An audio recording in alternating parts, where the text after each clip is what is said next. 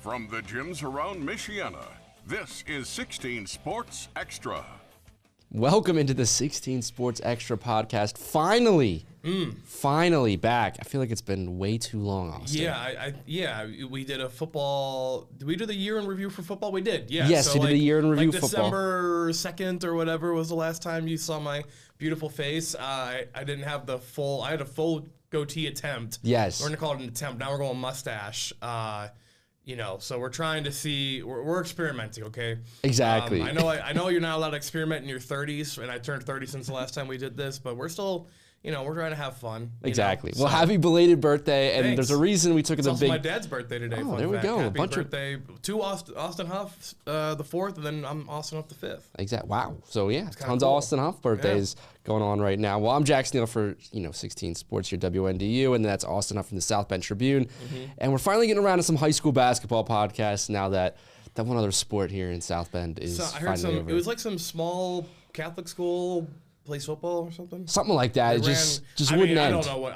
Season just kept going. My face just buried in high school basketball stat sheets. Obviously, I have no idea what's going on around this. Did something happen? I think something happened down in like Atlanta or something. I don't know why it was important to South Bend, but But that's over now. So we're now officially really turning our attention to high school basketball at the perfect time here for the 16 Sports Extra podcast as girls basketball sectionals are about to get going in Indiana. So it's time to break down some brackets. Yes. I mean, Austin, this has got to be one of the most fun times of the year for you. Yeah, this is an interesting time. So this upcoming week, the first week of February, is always the busiest week of the winter sports season as far as like you have sectional girls basketball all week, you have the sectional girls swimming meets later next week, and you have regional boys wrestling next Saturday. So next Saturday, February 8th, you will have sectional championship basketball, sectional championship swimming, sectional regional championship wrestling. So it's a busy Saturday. The IHSA loves loading up these Saturdays in the fall, man. It's the first week of October, the first week of February, and the last week of May are always like super insane, super crazy. So yeah, it's exciting, and we had some interesting bracket draws this past Sunday with the blind draw. You might have seen my takeaways at southbendtribune.com. I had some off-the-record takeaways as well as they were happening. We won't try to divulge into those too much, but you might hear some of the off-the-record takeness come through the on-the-record takes here in a couple minutes. Well, that's kind of the point. That's the point of the podcast is to kind of give it a little bit more reaction to these draws, a little bit more on that. I know, as someone who's just been so dialed in and locked in to this high school basketball season, I know you have plenty of thoughts. We're going to these sections. I mean, want to just break it all down? Let's just go, man. Let's get the key ones at least. Sounds good. All right, where do you want to start? Let's go. We'll try to do it in chronological order: 4A to 1A and 3. We'll do sectional 3 first. Sectional 3 sounds good to me. Yeah. So this was the one that got the loudest reaction from me in my my friend's living room. I was watching the football. I was watching the NFC Championship game. Congrats to your Birds, Jackson. Let's go. Super Bowl bound. But the noticeable at the bottom left of that is South Bend, Washington, and Penn. As of this recording, Washington is 20-1, ranked number 4 in the state. Penn is 18-5. I believe they were ranked 19th in the state this week. So that's a combined 38-6. That was a 2-point game when they played in December. Penn nearly beat them, had a 3 to take the lead potentially in the last 30 seconds of the game that just was offline. The combined wins of the other 5 teams in that sectional are not 38. Yeah, this was and it's it's at LaPorte. It's in the central time zone, right? Different time zones. It's the Wednesday night game, so it's like it's basically not gonna start till 8 p.m., 8:15 p.m. Eastern in LaPorte. It was just like, come on, man. Like, I get it.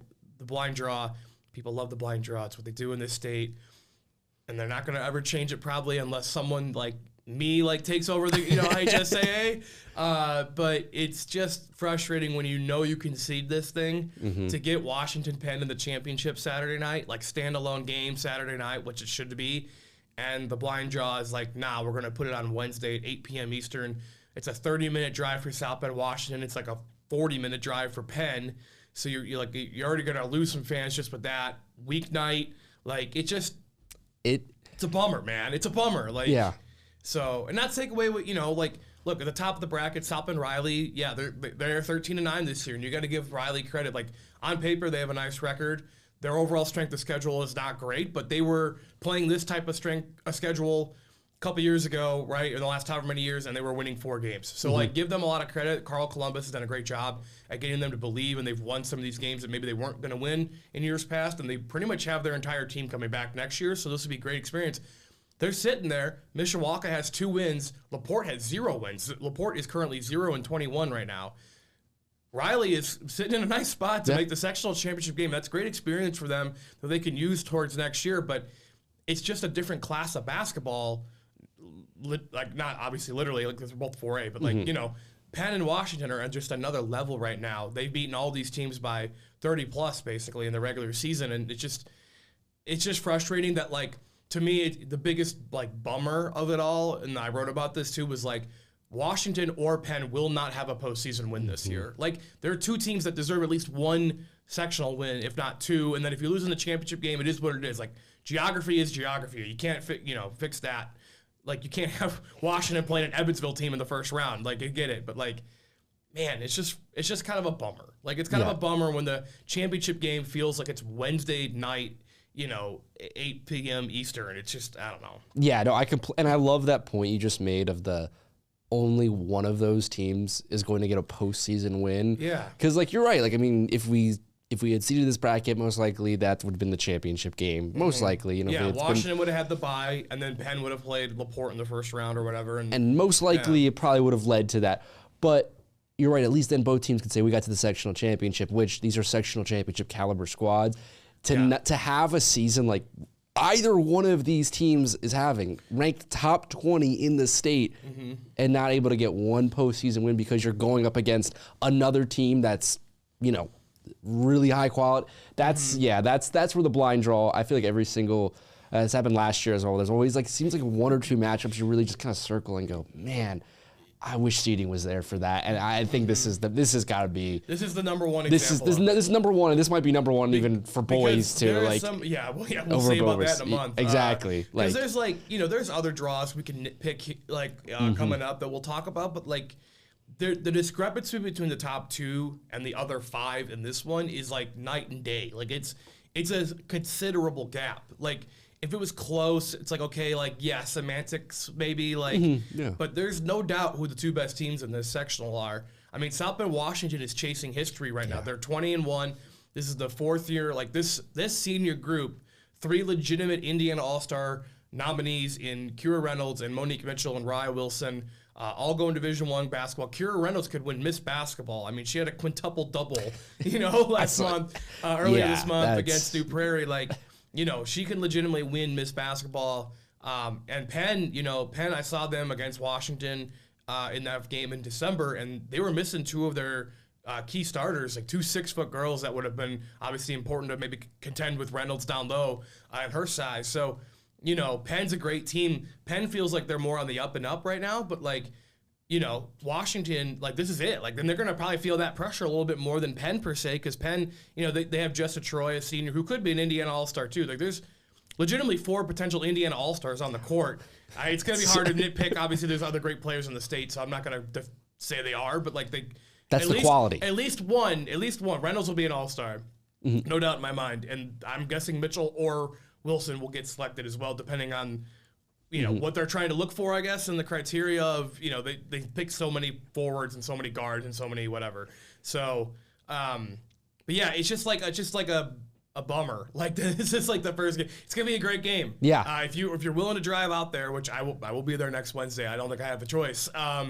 It's gonna be a great game. It's just a bummer. It's happening late Wednesday night and not Saturday at 6:30 when everyone can get there and it could be a great game and be properly celebrated the way it should be. Exactly. So I guess now I have to ask though. We talked about this bad seeding. It feels the championship game in that first round. So I guess who, if you, in your mind, are you gonna make me make a pick? At least leaning to. Oh, at least leaning to. I think Washington is motivated because I think they know this is it. But it's hard to doubt Christy Ulrich at Penn. She's an incredible game planning, coach. He's a state champion coach. So is Stephen Reynolds. Obviously, he's they won 2 years ago in 3A. But man, I kind of want to lean Washington. I just think that they're going to be more motivated. Not saying that Penn won't be motivated, but like Penn has a lot of these girls coming back where like you could see they will be the favorites in this sectional next year. Where like this is it. Like this has to be the year for There Washington. obviously will be more players at Washington next year, and they'll be fine next year. They won't be bad, I think. But like these three big seniors, like this is definitively it. They're kind of chasing a legacy. Like they're all over the record books. They could be 4-time sectional champs if they win this sectional.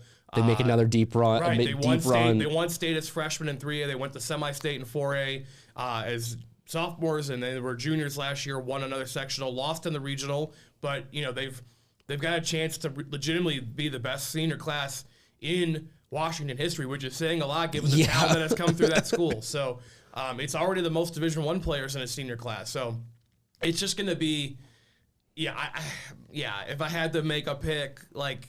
Sorry, Penn folks. I'm leaning Washington, but I'm not counting out Penn at any stretch. Like, because it's just gonna be a great game. It's gonna be a great game, and it is a championship game on a Wednesday night. Yes, it is a championship game. We want to go to stay in Class 4A and go to the other one from the area that's obviously notable, Sectional 4. This is like, okay, so cool. We got this. If we were going to seed it, it would look loosely like this. Northridge and Warsaw just need to be on the same opposite sides. That was the biggest thing from this. Warsaw, I believe, was ranked 6th or 7th in the coaches poll this week. Northridge was 11th. So again, 2 top 20 teams in the state. I mean, this is the most top 20 teams I think at one time we've ever had. And if you extend to Warsaw with Northridge, Warsaw, Penn, Washington, like. And, they all played each other except Washington and Warsaw in the regular season, so you got to see all these great matchups between these two teams. The Washington-Penn winner will play the winner of this sectional in the regional, so, like, popcorn-type game stuff. Yeah. If you're going to, this is going to be a fun so Warsaw won the first matchup between them and Northridge in early January at Northridge by 15, so... Warsaw is playing great. They shoot the lights out of the ball. They are a three-point juggernaut with Bricker and Winchester and those girls. Northridge, again, 2-time defending sectional champ. I'm not going to count out a Doug Springer coach team. They will make the proper adjustments, I'm sure, to get ready to go against potential. I know they got to get past Goshen first, but they beat Goshen earlier this season by about 30 or 40. Elkhart and Concord is a toss-up game. I think Elkhart, I give the edge to Elkhart. Elkhart's been playing better as the year's gone on. Elkhart plays a crazy schedule. They played Lawrence Central, and they play all these indie schools to kind of get themselves ready for the tournament. But Warsaw is at a different level right now than them, and Northridge is too. So should be Northridge, Warsaw, 6 p.m. Eastern start at Warsaw, which is always fun. They have always started this sectional final earlier than the other ones. It's good and bad when you're trying to balance deadlines and schedules and things like that. But trying to go from one to another, it's helpful sometimes. Yeah, but I'm fascinated to see what what Northridge does to adjust against Warsaw. It's going to be a great game.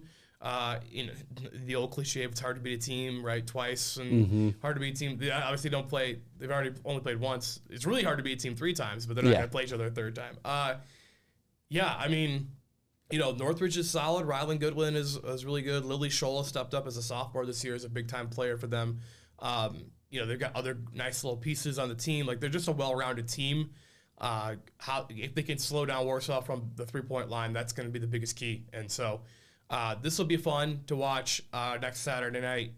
It should be Northridge and Warsaw, barring some sort of crazy upset. Yeah. 2 of the best teams in the state, once again, in this sectional. Yeah, and that's such an interesting. We kind of talked about this before we got on air, but you were kind of explaining just how top heavy it felt like the local girls basketball has been this season. And I think these 2 sectionals kind of show it with those 4 teams you mentioned: Northridge, Warsaw, and then Penn, Washington. Yeah, the 4A for sure. There's no middle. It feels like feels like you're either really good or you're and it's been kind of like that. I mean, Elkhart is a middle team.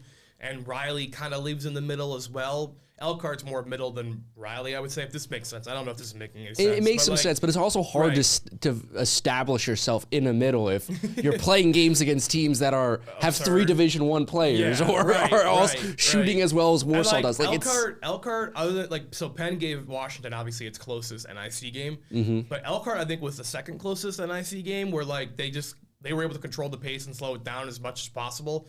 It's still hard to stop Raya Wilson from stealing the ball from you like 8 times a game, and then she gets layups and they go. But that ended up being their second closest NIC game for Washington was Elkhart. So if you want to take that for what it's worth, I mean, I don't know if Elkhart can beat Warsaw, but they're probably the favorite against Concord at least to get that first win next Tuesday.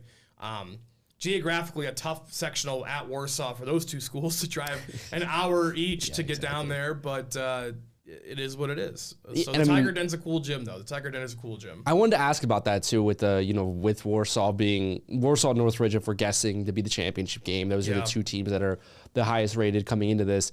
What do you think the home court does for a team like Warsaw on this? It should help them in theory, but it didn't help Northridge the first time they played either. So I mean, look, like people make jokes that it's historically very hard to win in the Tiger Den.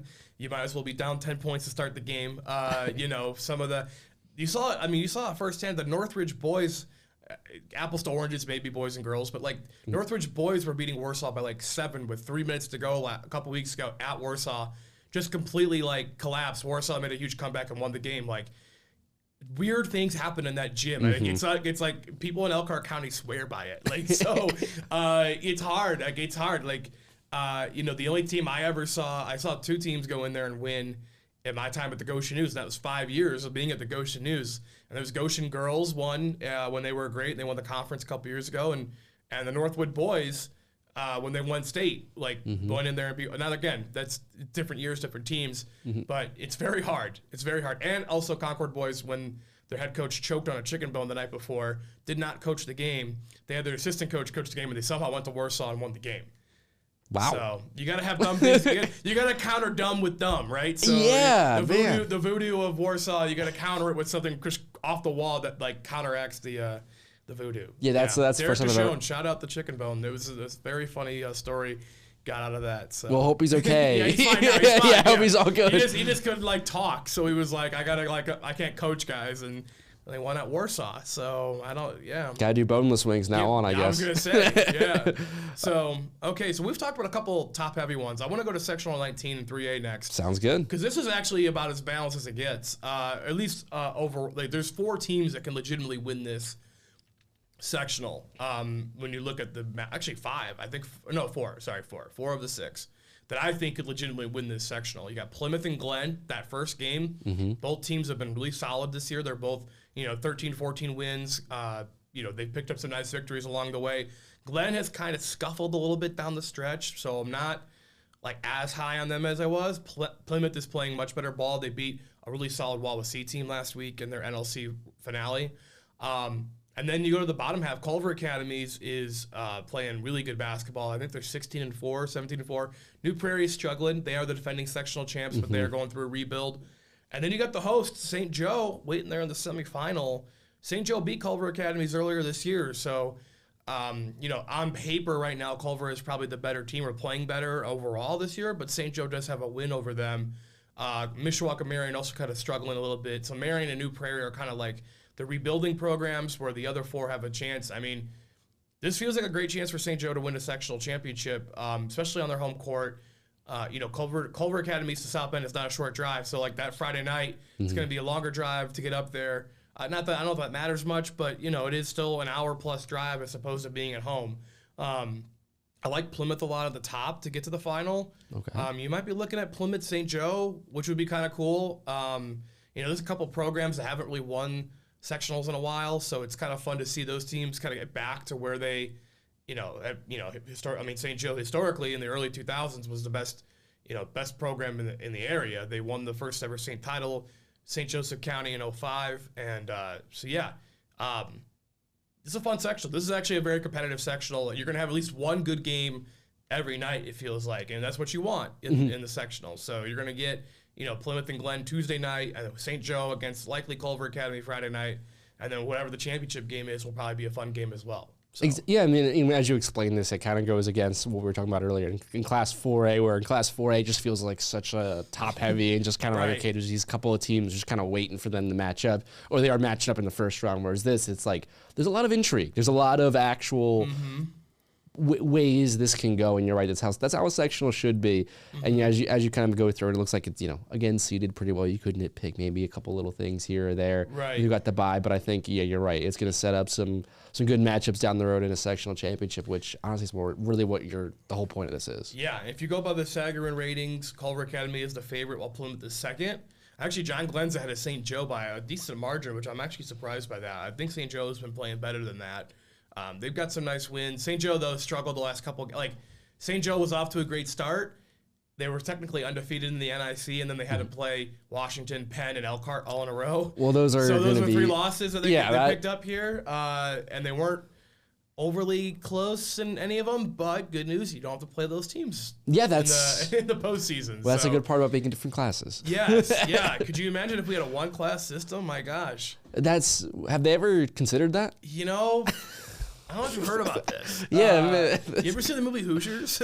No, I'm unfamiliar. 49 other states, brother, Exactly. So, and then the other 3A one that's notable from the area that we'll talk about here, Sectional 20 at Fairfield. This is also very competitive. Legitimately 5 of the 6 teams are 500 or better. The only one below is West Noble. That bottom left was another eye roll moment for the brackets, because Columbia City and Northwood are probably the 2 best teams in the sectional. If you go by the Sagarin ratings, they are the 2 best teams in the sectional. Columbia City, Addison Baxter, I believe, is their star player. She's committed to Butler. She's legitimately an Indiana All-Star. She will be an Indiana All-Star. I'm almost confident of that. Northwood, great season. Claire Payne, obviously anchoring that team. They just came off the volleyball Final Four run. Now these girls are trying to make a basketball run. It's just a brutal draw to get that Columbia City. Again, there's some Fairfield is good, Wawasee is solid, Tippecanoe Valley is surging here late. They could be a dark horse in this sectional. They started slow, but they have played better to get to 500 in the last couple weeks. So, it could be it's a wide open sectional. Columbia City's the favorite, if it were going to make a favorite, but it wouldn't shock me if Northwood, potentially got them that first night. But yeah, this is a really solid sectional with 5 really solid teams, and West Noble just kind of rebuilding as well. But they are, So if the semifinals Friday night, Tippy Valley Fairfield, that'd be a great game, and then whoever wins Columbia City Northwood against Wawasee should be a pretty entertaining game as well. So, good draw, good bracket, but the draw was kind of a bummer to see Columbia City and Northwood first round. If it was seeded, those 2 teams would have the byes. Yeah, they would not be playing. And it would be Fairfield probably against West Noble and Wawasee, Tippy Valley. And so just kind of a bummer that, the 2 best teams got to play in the second game of again, another 8 p.m. Tuesday night game, or 7:30, whatever. Just kind of a bummer. You want that game to be like that. You want this, Friday night or Saturday night when you can really everyone can get there and they're not thinking about going to school or work the next day. It's just whatever. And then that's something we think about too. I mean, just when you think about high school basketball, just in general, in terms of this time of year, you have the girls' tournament at a different time than the boys' tournament, so they both can kind of get that level of shine, that level of recognition. And, I mean, we were joking about with the Hoosiers, the 49 other states. But, you're right. This is high school basketball in Indiana. You want to have these moments. You want to have these postseason opportunities for these teams.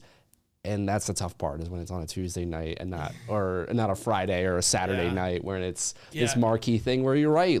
This is one of the examples of the realignment of the classes, how they percentage them.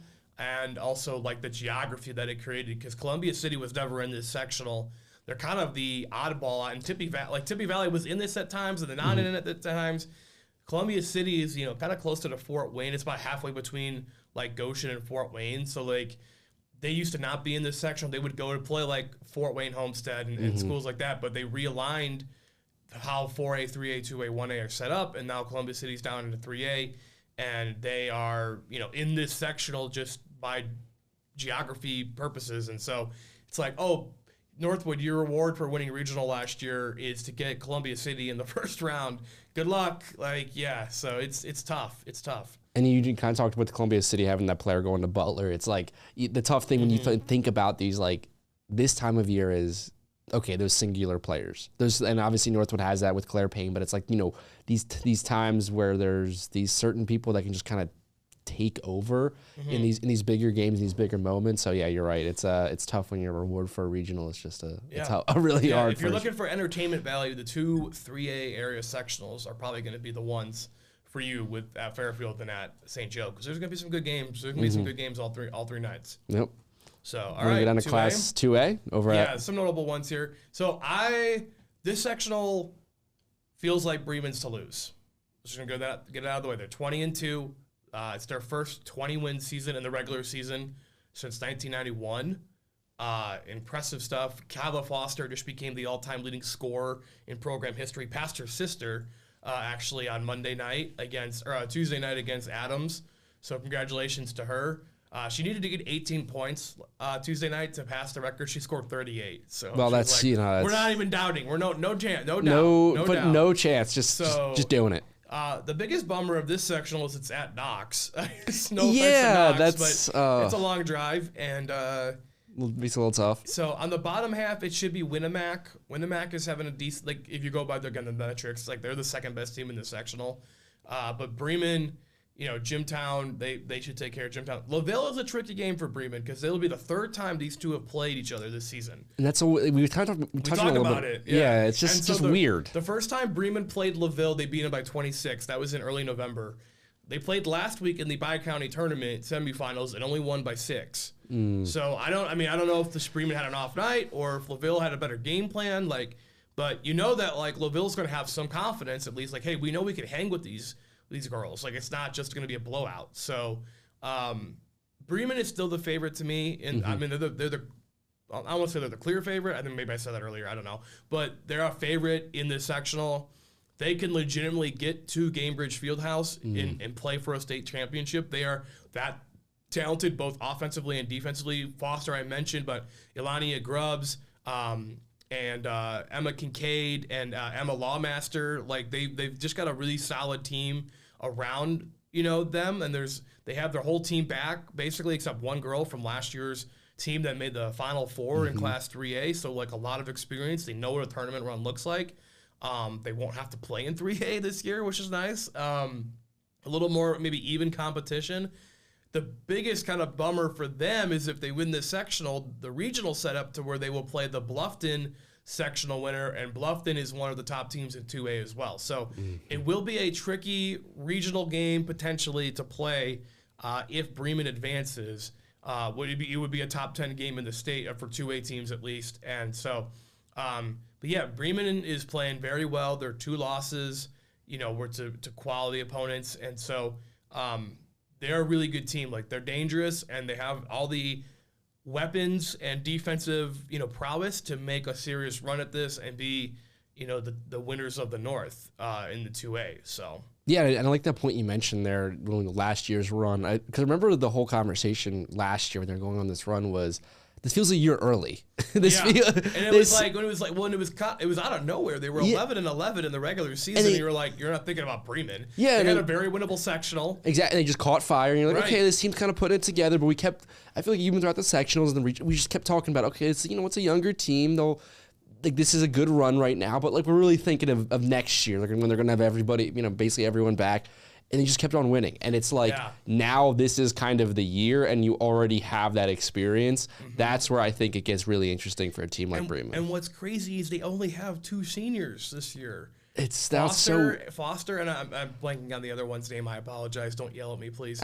But they only have 2 seniors. Like, their whole team's going to be back next year, too. Like, basically, it's crazy. Yeah, some of these girls are going to have 3 years of starting experience, 3 years of real varsity. And some of them starting every year. It's crazy. Yeah, that's just wild to think about because, like we said, last year was just such out of nowhere, Bremen. It was crazy. Then, a year early, but it might have even been 2 years early. Yeah. Who knows? Yeah. They might be a year early this year, too. Exactly. They're 20-2. I don't even know when the right year is at this point for them. Are they on time? Oh, no, when are they going to be on time? Yeah, when's the on time? Right. There are 2 losses, by the way. Westville, who we're going to talk about in a minute, in 1A, and then Culver Academy. So they're 2 really solid teams that they lost to. So They're good, man. They're really good. I've seen them play a couple times now, both against John Glenn, actually, coincidentally. But like, that's really, yeah. So I know they can beat Glenn. They beat it twice. But they got all the pieces, man. They got a confidence to them as well. Like, this could be a team. I'm not like. Maybe I'll be shooting myself in the foot when they lose to LaVille in the semifinal, but this could be a team that goes to Gainbridge Fieldhouse. It's not out of the possibility that they can make that run. And side note, it's just so funny whenever you cover a team and you just notice you always see like the same matchup. It's like I always feel like you always see. It was like the Bi-County Finals on Saturday night just worked out to where it was Bremen and Glenn again, and I'm like, okay, well this is gonna be fun. Yeah, I know exactly what's gonna happen here. Like, I've seen this before. Yeah, and it's not even like if it's like one of those like signature riveries in the area when like it's like they always match up. It's like it's just those random matchups you get sometimes covering. Yeah, it's whatever. So this will be but yes, Bremen. I'm just like football. I'm bullish on Bremen. I get excited. Yeah, about you've Bremen. always I forgot about that. I got a Bremen love. I don't know what it is. But maybe it's the green, the lowercase b. I don't know. But the 2024-2025 school year. You're big on Bremen athletics. Maybe baseball. Like anyone running baseball? I don't know about that. One sport at a time. One sport at a time. All right. Yeah. So let's go to girls 49. We'll do these in order too. 49. Sounds good. So this is the aforementioned Westville. So this is another blind draw. My God, what are you doing? So not as bad in a sense that like it's not in the first round, but Marquette Catholic, as you see there, the first game on Tuesday night, they are the defending 1A runner-up. They will also kind of caught fire. They were a good team last year during the regular season, but they really caught fire in that tournament. Went all the way to the state finals, gave Lanesville a heck of a game. They did. Dang near won the thing, which would have been incredible. So Katie Colligan, I butchered her last name. I apologize. But in her 8 years as a head coach, she's been to the state championship game 4 times. That's pretty good. Yeah, or 3 times. Sorry, 3 times. She won it twice. They went last year. Yeah, they're pretty good. That's yeah. So, and they returned 99.3% of their scoring. Jeez. From last year. So you talk about bringing everybody back. Legitimately brought everybody back. Lanaya Davis, legitimate junior all-star candidate. She will be on the junior all-star team, I think. She's a stud. They drew Bowman Academy, the hosts, which, by the way, it's Thea Bowman Leadership Academy is the official name of the school. Thea, Thea, not the Bowman Academy. It's Thea Bowman Academy, Leadership Academy. I don't know that. All the way out in the region. It's an hour and 15 minutes from South Bend. So I'm sorry, this is probably not going to be high on our priority list of coverage. But Marquette Catholic, if they advance, which I think they will, they're ranked number 1 in 1A this week. Westville, number 4 in 1A. I almost said 4A. That would be a story. That would be crazy. That would be crazy. Number 4 in 1A. Westville has never won a sectional championship. They've never won their conference tournament until last week. They won their actual conference tournament. Then they won the conference outright on Tuesday night. Westville, Mike Megacy, head coach of the Blackhawks, is probably a future Hall of Famer. He has more than 400 wins now in his career. He got to 400 this year. He coached St. Joe during that. We talked about that great run that St. Joe girls basketball had in the early 2000s. He was their head coach, won the state title in 2005, 20 years. So it's been 20 years now since they won that state title. Was at Michigan City for 15 years, won 1 sectional there, but always had them competitive and maybe punching above their weight class. Just got some unlucky draws in sectionals some years with, Penn being great and other teams like that. So they have not had this success at Westville like ever. You look at their overall record in the state tournament, they are 9-49 in the postseason. So they've won 9 total sectional games, never won a sectional championship. And their reward, they get a bye, so that's nice. But their reward in the semifinal is the number 1 team in the state, which Marquette beat Westville by 26 earlier this year, or 24 earlier this year. Westville played the night before in a conference game. Marquette had a Thursday game, then they had the Friday off before these two played on a Saturday. So rest maybe a little bit helped, I don't know. But Westville, I'm actually doing a story about Westville. We don't really cover Westville, the Tribune, but Megacy is obviously a name that people know in this area. And who wins at Westville, right? No one wins at Westville. They've had 6 different coaches in the last 3 years. Like legitimately, coach starts the season, quits or whatever, new coach comes in, then it's been insane. So there's actually stability out there. I saw their game on Tuesday night against Morgan Township that they won to win the outright conference title. So look for that, southbendtribune.com, and later this week. But So they're having a great season, and their reward might be not winning any postseason game because of this blind draw, which is just tough, man. Like, it's just tough, but they're confident. They're confident they can beat Marquette. They know what they did wrong in that first game, and obviously it's one thing to know your mistakes, and it's another to fix them in the actual game. But they're eager to kind of face the Blazers again and see what happens in a rematch on a neutral court too. So I think the first game was at Marquette, so if you want to play that factor into it as well. But yeah, it should be a great game next Friday night, all the way out in Bowman Academy. So it's really far away. Yeah, unfortunately, like you said, it might be tough to get out there to Unless cover. the Chicago TV stations go out there and cover it for us, we're not gonna. I'll reach out and see what I can do. Yeah. Hey, NBC5, can you? Hey, we do have the Chicago little 1A girls, basketball. Yeah. We do have the Chicago Sports Network, here on channel 16.2. Maybe they'll. Just saying. I don't know if the Blackhawks or Bulls are playing that night. But, well, the Blackhawks of Westville are going to be playing that night, so we should. Oh, there we go. Come on. I saw a lot of Blackhawks, Chicago Blackhawks here last night. Yeah, there we go. Okay. Anyway, one thing I wanted to say off of that is something that's just so important to kind of hammer home this time of year. You're mentioning this once in a program type of season for Westville. Tough to get matched up with Marquette Catholic. That's why when teams go on these runs, it is so special. Like we talked about Bremen just a second ago, where they went on that run a year early, right? Yeah. That's why you kind of can't take any of those, even if it's a year early, it's still you have to enjoy those moments because you never know, the next year you can get matched up with the number one team in the state and what's going to be your first game of the sectional. It's that's what makes these runs. That's why sometimes when you think of these great programs or other programs, man, it's been so long. It's because you get these years where it just so happens you're having the year of your program history, and you're going to go up against most likely this juggernaut of a Marquette Catholic team. Where I just gotta say with Davis, I mean, Nate, just one of the most impressive. She's the best. She'll be the best player on the floor pretty much every game they play in this postseason. If they're betting how long they go in this run. The way she looks on the court, just very few high school basketball players, boys, girls, whatever, I've ever seen just look that down to be able to kind of get their shot. And she was doing that last year as a sophomore. Yeah.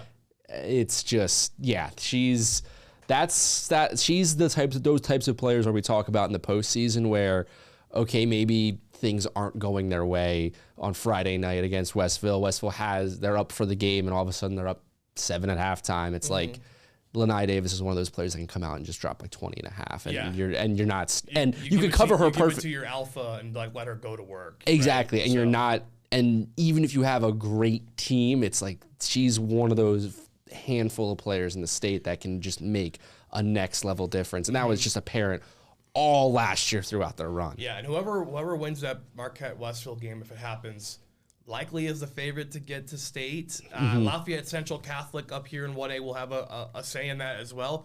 But the Westville Marquette, whoever wins the sectional, will be the heavy favorite in their regional game for sure. Okay. And then they will, you get to semi-state, you roll the balls out, anything can happen, right? Because it's the weird 2 games in 1 day, We'll talk about that when that comes. Yeah. If you think we don't like if you don't think we like the blind draw, just wait until we get to talking about that. I'm not a huge fan of how this tournament is set up as a whole, but they don't pay me to make those decisions. They pay me to write about them. So. Exactly. But it's going to be a great game. I hope that Westville gets at least closer this time. If they win, it'd be incredible. Give Mike Megacy the state coach of the year award if they somehow win this sectional. Seriously, it's going to be incredible. Yeah. So, all right, we should do one more. Sounds good to me. One more, and because this is fun. This is a rare 8-team sectional. No one gets a bye here. You got to win 3 games. This is how it used to be back in the good old days. Exactly. Right? Yeah. This is what I like. Back when I was a kid. I was never a kid when I was a kid. But yeah. I'm looking at this. I'm like, where's the buys at? Nowhere. No buys. Gotta win. So this is a fascinating sectional because fortunately, the 2 best teams, at least on paper, have been split on the opposite sides. Elkhart Christian Academy is 16-4. They have never won 15 games in a season period. So congratulations to them on all their success. They have been, I know Ivy Clapsaddle, I believe I said her name right, is kind of the leader on that, offensively at least. So she's been great. They are 16-4. Bottom half of the bracket, North Judson is 16-4. So you have 2 really solid teams here. they do not match up with that Westville Marquette sectional. So that's why whoever wins this sectional probably has a good chance of winning their regional game as well, just based on kind of who the potential games could be. But you even have, Culver Community's 13-8. Oregon Davis is 11-9, right? There's a couple decent teams in here. So that bottom half of the bracket is a little more loaded up than the top half. ECA's got a beautiful path to get to the final. Trinity is okay, not great. Argus and Triton are kind of working through it this year. So the bottom half of the bracket, a lot more competitive, but ECA's got a real chance to make a sectional championship game out there, and you never know, right? You get to those big games and see what happens, but, last year you saw the boys team at ECA get crazy hot, and go to semi-state and hit game winners every week. I mean, that was it felt like every single time I was like, wait, there's another. I felt like I was like, showing the same clip. I was like, oh, another buzzer beater, another last second shot. It was just like so. Maybe they capture that same magic. I know it's apples to oranges. It's different year, different team. But hey, man, it'd be cool to see ECA. It's kind of fun when these teams you don't think about ever in basketball, ECA, Westville, right? They're having these amazing seasons. Even Bremen for a long time was kind of not an afterthought per se, but they had, this is their first 20-win season since '91. Like, this is crazy. Like, they're having an incredible year. So it's cool to kind of see these kind of smaller schools that you don't think about often with girls basketball really making a surge here this year, and all in contention to win sectionals and beyond. So it's what makes high school sports so great is when you get these classes that really kind of change things for a community where it's like, the best athletes usually didn't usually play girls high school basketball, let's say, in this community, but then now it's like you have the right coach, you kind of the right maybe couple girls. It's like, oh, now they're catching something and they're kind of creating some buzz around a program, creating something within a school where you just don't normally see. And maybe this is the year, you can hang some of those banners up. It's always cool to see in the gym where it's like, it's like 1980 and it's like then 2025. It's like, okay, now it's, it's you're finally breaking. Westville has zero numbers on any of their banners. Yeah, it's just like putting one up. That as motivation all year to get to put numbers on the banner. So, exactly. Yeah, so that's a good overview of the area sectionals going into next week. It's gonna be a fun week. There's always at least one surprise sectional week. You can never. Yeah, there's always something. It's never straightforward. It's never straightforward as you think it might be. But the fun thing about it is just this first week of the sectional week is just so many. There's just so many games because of, everyone everyone's playing now. It's just like the fact there's always something like a buzzer beater. There's always something kind of crazy. And every game, it's obviously every game is big. It's win or go home. It's just cool to see those different. We did complain with the blind draw and stuff, but it's like you finally get to see these teams we've been thinking about for a couple months. You get intrigue at every level of every round of the sectional this year with that blind draw. You really do. That's the if we're gonna say the negatives, we gotta say the positives of like, man, it feels like every single night next week there's gonna be this game of like, man, their season, like Tuesday, one of these teams' seasons has to end tonight. Next Tuesday, Columbia City Northwood will be a great game at Fairfield. Obviously the Washington Penn game Wednesday night we talked about. Friday night, if you get Marquette and Westville, will be a great game. St. Joe Culver Academies could be a great game. And then Saturday, of course, the championships. So you got some good. So it's just like it feels like every single Warsaw girls next Saturday for the championship if it holds. Yeah, just like every single day there was like this game we're gonna be like, man, I can't believe that team's season is ending. But we'll have more to cover next week with the girls high school basketball. But let's go over to some boys action where Austin, someone just kind of come back into it after this whole Notre Dame season. I just gotta ask you, what is going on with Penn right now? That's a great question. I don't even know. I think it's a crazy. So here's the thing. So they lost last night, Tuesday night, to Northridge. So that was their first setback in a little bit. But they're a young team. They're playing Caleb Kuhlman, the Barrett Coleman's son, freshman. Peyton Miamba is a sophomore who was a nice player for them last year. You might remember him.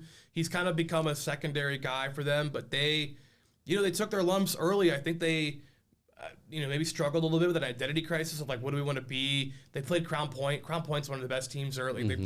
They went to that Fort Wayne Homestead tournament where they went 0-4 in the tournament. They lost by a combined like 15 points in those games though. Like they played some good teams, just came up short. Yes, they were like 3-6 or 4-6 coming out of that, but it wasn't like they were bad, but, they got pushed a little bit in their first couple, Elkhart and New Prairie in their first couple conference games, which Elkhart feels like they're playing better. Their record says they're 3-11, but like Elkhart has been scrappy the last couple weeks, last month or so. The New Prairie one was kind of the eye-popping one. It was close at half. They pulled away by like 25 late, but like it was weird. It was like, okay, like New Prairie's kind of struggling. Like Penn, okay, whatever. They won the game, but then all of a sudden they beat St. Joe last week, and it's like, what? And then they beat Fort Wayne the next day, like less than 24 hours later, and beat a top 10 4A team after beating the number 1 3A team. And so it was an impressive 24 hours there to get back to 9-6. Now they're 9-7. But if you had told me at the beginning of the season that Penn would control their fate in the NIC after three conference games, I wouldn't have believed you, because it felt like they're a solid team. They're not bad. They weren't going to be bad, but it was, St. Joe and Washington and Riley and like those three South Bend teams really had started setting themselves apart, at least early. And St. Joe still is great. I mean, there's no denying St. Joe is still great. Penn shot 14-21 from 3. Yeah, that's when Alex you do that. Hawthorne was 7 of 8. If they played that game 10 times, I think St. Joe probably wins 7. 8 maybe. But Penn just got hot the right night. St. Joe played just a little off, and that was the result. And it's still St. Joe still had a chance to pull a rabbit out of the hat. It was close. It was so close. It was 73-72 with a minute left. Like Braden Shrewsbury hit a 3. To make it a 1-point game with the minute left, and it was like, okay, I'm trying to watch it actually on my phone while I was at the end of the Riley-Marion game that I was at, so I'm like waiting for Alex Daniel from Riley to come out of the locker room to talk, and we're like, hey, you want to watch the last bit of this game together? Yeah. And then I don't know what happened. I lost the feed. It was kind of a bummer, whatever. So we missed the actual end, but yeah, Caleb Kluman's a star, dude. Well, that's what I wanted to ask you about, because just kind of going through this recent stretch of Penn, we had one of our photographers out at last night's game against Northridge, and I was just asking them about what did they see from Kuhlman, because it just feels like, I feel like we had heard stuff about him, before, but obviously, you're a freshman, obviously, take some time. What about this recent stretch? What about his game has just kind of unlocked? You could just see the confidence, right? Like I don't know if they were hesitant per se to pull the trigger on like giving him the keys to the car, right? There's a little bit of they're playing the coach's kid, right? Yeah. I think he's proven that he's not just the coach's kid. I think so. He scored 32 against Wayne. I think he had 25 against Northridge, 22 somewhere. 22 to 27 point range against Northridge. He only had 17 against St. Joe, but that's because Hawthorne had a 21-point outburst from 3-point range, and when you feed the hot hand, right? So, exactly. They're playing like he's playing lights out. I'm planning on seeing them Friday night at Adams, so I'll have a better answer for you when I see them in person for next week's podcast. There's a plug to come back and watch next week. But yeah, they're playing with confidence, man, and they can win the NIC. I mean, they've got Adams coming up. The big one will be, obviously they're all big because they're conference games, but if they get to 7-0 or 6-0 in the conference, they go to Riley in their last conference game, February 21st. Obviously, they got to get past Washington still. They got to get past Marion, I believe, as well still, and then Adams. So they got to still be some really solid teams in there. No pushovers. But it's hard not to think about if they're 6-0. Riley will be 5-1 probably, and it's like, Riley's really good. That's a potential I think it's a potential sectional game with how this has been realigned now. So drama. Yeah, drama, baby. And that's the thing, because I feel like with coming into this, we knew Penn was going to be solid. We said younger, and then all of a sudden now, in the past couple of days, it's just kind of all completely flipped. But I also want to talk about South Bend and St. Joe, because on the other side of that coin, I mean, they're still I think they dropped in the rankings after that loss. They dropped one spot. Yeah, they dropped to 2. I had a hard time putting them at number 1. I was like, I did my best. I'm like, I don't know. I want to. Yeah. I try to be fair. Okay, I try to be on. I don't try to have that bias. Exactly. Okay? That's the journalism right there. It was. Look, they're 12-2, 13-2. Kudos to them. They bounced back the next night after losing to Penn, beat Northwood, top 5 game amongst 3A teams. Northwood came in with a lot of momentum. St. Joe, obviously, they looked motivated. They were up like 20, 25 points, I believe, early third quarter in that game, won by 12. So that's a potential regional or semi-state game again if St. Joe and Northwood. Like Northwood is legit this year as well, not to distract from St. Joe talk here. But St. Joe just feels like they have everything to win a state championship. They maybe wouldn't win 4A because 4A is loaded this year. Fisher's top 10 in the country right now. Yeah. And so, but they have their whole starting five is maybe the best starting five in 3A, like legitimately the best starting five in 3A. Chase Knesny will be an Indiana All-Star this year, senior All-Star, just consistently putting up 20, 30 points a game.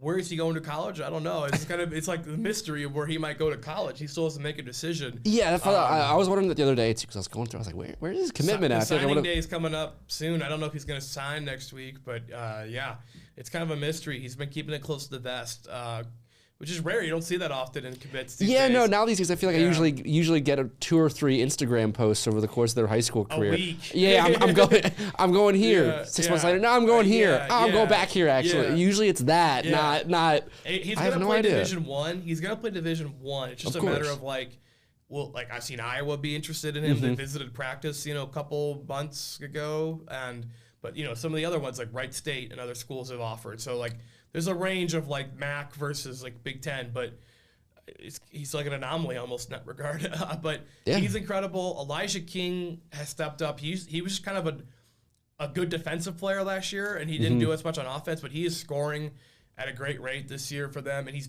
kind of bulked up a little bit. And he's same thing with Shrewsbury. Braden? Nick, sorry. I said Braden earlier. Yeah, Braden Nick, is on Notre Dame. I watched Notre Dame men's basketball for the first time all year last night. So that was a good game to watch. Yeah, they came back. Marcus Burton, shout out, 2023 Mr. Basketball. Where'd he go? Penn High School.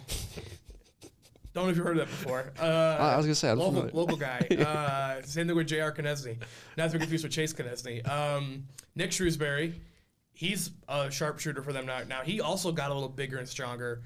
Rashawn Woods is a good, solid player for them. And then this new kid, Ethan Roseman, I wrote about him in December, coming up here from Bishop Chatard. Crazy kind of family backstory. Not to plug my own content, but go find that on southbendtribune.com. It was a great story. I thought it was a great story. It's a great story of inspiration. Yeah. I think I wrote it okay too, but you're a pretty good writer. Humble brag. You're pretty good. But they just got a great starting five, man. They just know how to play together well. They press you like crazy, and they will go up and down the court. They can put up 100. I was at the Washington game. They won 96-53 a couple weeks ago. They could have easily scored 100 and not ran it up. They would have been. They missed 1,500 layups in the first quarter. It felt like if they just made 3 of them, they'd have been over 100 points. They can do that. So they're really, really good. They're really hard to beat. I mean, even in a loss, they scored 72 points against Penn. Their offense is not going to be the issue. It's just Penn got crazy hot, and sometimes that happens. It's basketball. It just happened, of course, right after I wrote about how great St. Joe is. That's the St. Joe beat Washington by 43. I wrote the whole story being St. Joe is the best team ever, blah, blah, blah.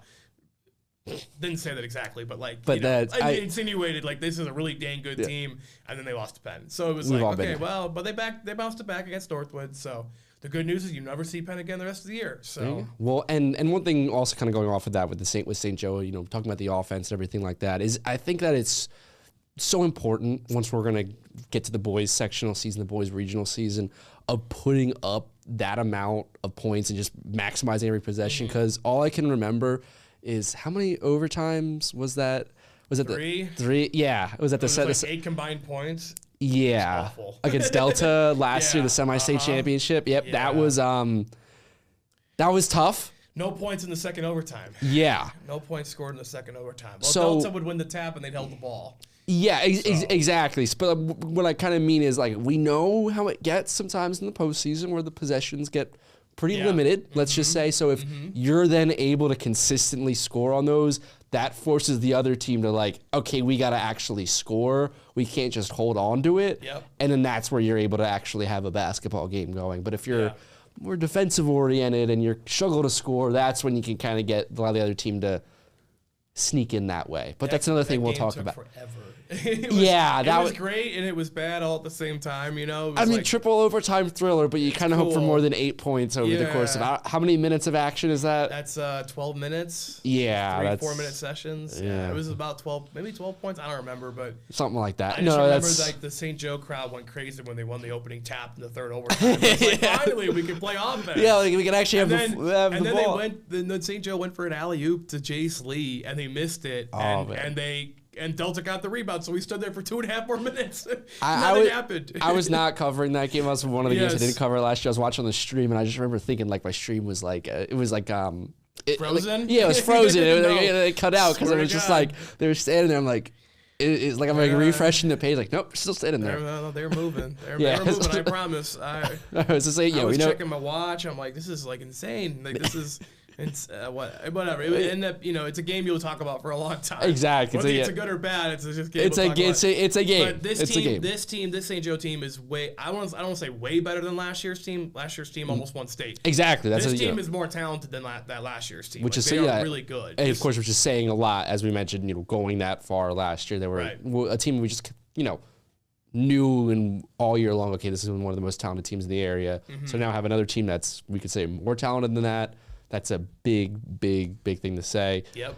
Before we head out of here, any other news and notes, any other things you want to hit on, Austin? Yeah, I would say the biggest boys basketball game of the week this week is Northwood at Warsaw. That's a huge game. It's the NLC. I mean, I didn't think it happened, but it's basically the NLC championship. Both teams are 4-0 in the conference. Northwood is, ranked in 3A. Warsaw is ranked in 4A. Warsaw is playing lights out right now. They have been on a hot streak.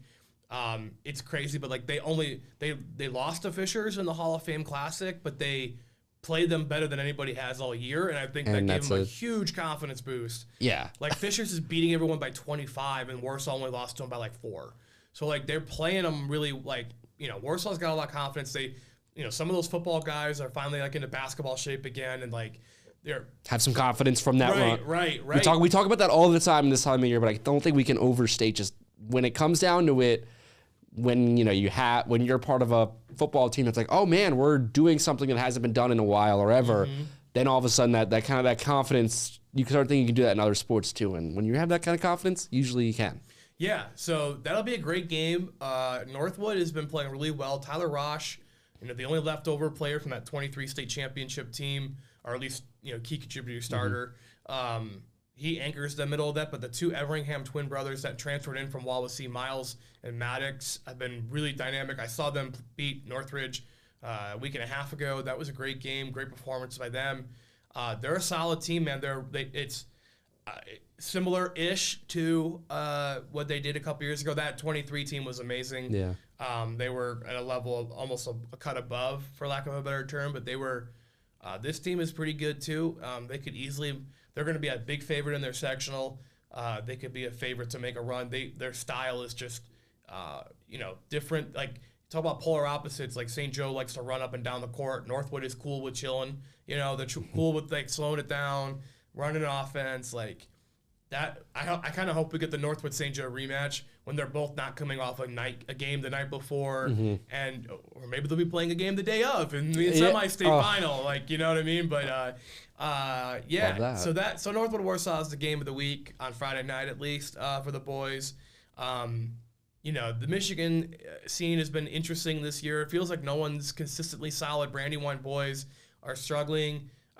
Defending state champs who graduated like the whole team. Yeah, we kind of knew last year was the year for them. So they, Benton Harbor is solid. JJ Franks, I believe his name's as at Frakes.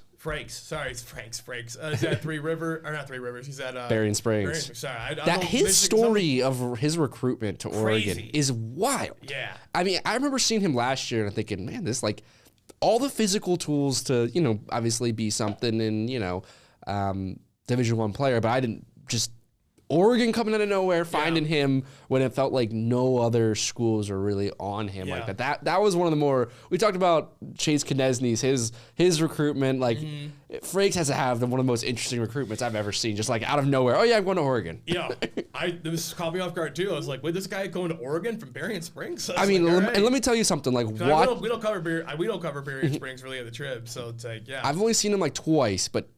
Each time I've seen him, I picked the perfect game last year when he had that first half against Brandywine, like nailed the half court shot, had like a couple dunks in the first half. It was one of the most impressive things I've ever seen. But like he has the physical tools to play that type of basketball. Like it was shocking because I was like, man, I didn't hear any buzz about that, but it's not shocking because he's that good. Yeah, and then in Michigan girls basketball, Brandywine is once again, like, they might be better than last year's team, which is crazy because they were so good last year. Yeah, last year's team was special. They were state runner-up in Division III. They're ranked number 1 in Division III right now in the Michigan. I wish we could just have consistent Division IIIs or Class 3As or districts or sectionals. Right. I agree. And like Division I in Michigan is the biggest one, but it's the smallest one in Indiana. So we need to get someone on this. we need some like national high school stuff, or like be the commissioner of both states. Yeah, there we go. But they're somehow better than they were last. Like they graduated 2 really good all-state caliber players in Ellie Knapp and Cadence Brummett, and they are still really dang good. They beat Lakeshore, Stevensville Lakeshore Monday night to get to 12-0, I believe, or 13-0 on the season. They're dominating everybody. Like they're almost like they finally played a close game. Lakeshore, they only won by 8, and it was like finally like they put someone was. That feels like last year, where it's the same thing. It's just like every game just felt like they're killing everybody. They're dominating. They're number 1, and Josh Hood, man. I mean, if they win it this year, that's going to be an incredible run. You know, they were so close last year. You know, if there was 10 more seconds on the clock, maybe they would have actually won that game because they were coming back at the end. But yeah, they're playing incredible ball, and you know, again, Adeline Gill's a great player for them. They've got just a relentless defense. That's the thing, is they just put the clamps down on you on defense, and they can do it. And they've got enough offense, you know, to make up, you know, to fill in, you know, to score to win, basically enough offense to win. They're gonna beat you with their defense, though. It's hard to think of someone that's going to beat them. I mean, they're not going to lose in district, I think, at this rate. I was going to look at their district the other day because I wanted to see where they're kind of stacking up. Not just in the state, obviously they're number 1, but like who will be in their way potentially in those first couple rounds. And it doesn't really feel like anyone's going to really test them. I mean, anything could happen. You know, we say that all the time, but like they're playing at a different level right now, and. You know, they're obviously very motivated last year. They were doing this last year, and we kind of thought going into, they're going to win the state title for sure. They kind of made it boring in a sense where it was like, they're just killing everybody, and like there's really no point in almost covering them. We just know they're going to win. Yeah, we were covering these like games like, they're going to go to state championship. It's like, it just feels like, well, they win. They're up by 20, and I'm like, man, like I got to leave. I want to see them go, but like, you know, they're up by 20. They lost the state final by 3 to a private school, and I know they're upset that they lost to a private school. I remember that, and public school state champs, and I remember that, and I don't disagree with it. That's all I'm gonna say. The whole public-private school debate. It's funny, like, you know, you don't hear people from the area get upset about public-private school when like St. Joe goes and wins the state title. Whatever. But Bethany, this podcast is going on too long. Yeah, we'll cut this off right now. But anyway, Brandywine girls, you got to give them a shout out. They're doing great, of course. And then again, this upcoming weekend, boys wrestling sectionals, and then next week, wrestling regionals, swimming sectionals, girls basketball sectionals, boys basketball, you know, heart of the regular season. Big Thursday night at boys basketball next week with all the South Bend round robins again. Penn Marion, should be great next Thursday. Yeah, it's going to be fun. Exactly. February is the month of fun for high school sports, man. It really is. This is where it cranks up, so...